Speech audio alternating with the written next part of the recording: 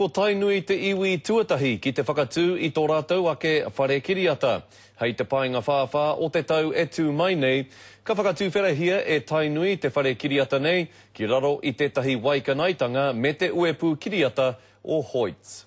He iwi e tino ki te nei I te pikitia whānui. Ki te haere te kīngi, ki oropi ki ngā tōpito e whao te ao, e katai ia te kōrero mai ki a mātou iaia I tā wāhei, I te wā mātou I te kāngi roto I tō mātou whare pikitia, mātou ki taki hea nei mātou.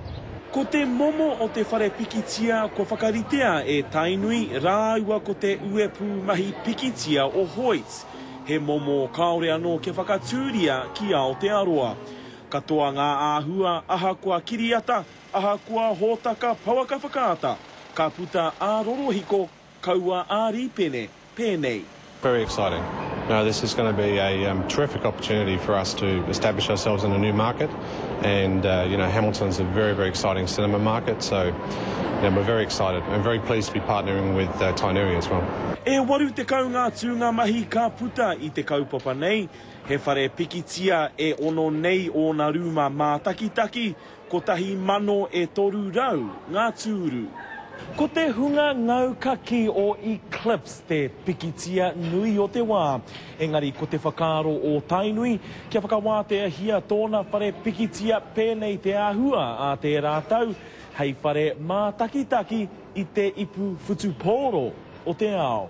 Ki te kore ngā whānau e whai pūte ana ki te mātakitaki I te whutupōro ka pū te ao a te tau e tū mai nei, te mātakitaki I te Team All Blacks nei, ka hei rātou te hara mai ki tō mātou whare pikitia, ki te mātakitaki I te wā e tākoro hiana. This will be very much the first, and obviously even though the market is evolving, by the time we come to build, we'll continue to evolve the design. So our objective is that when we come out of the ground, this will be the first in every respect.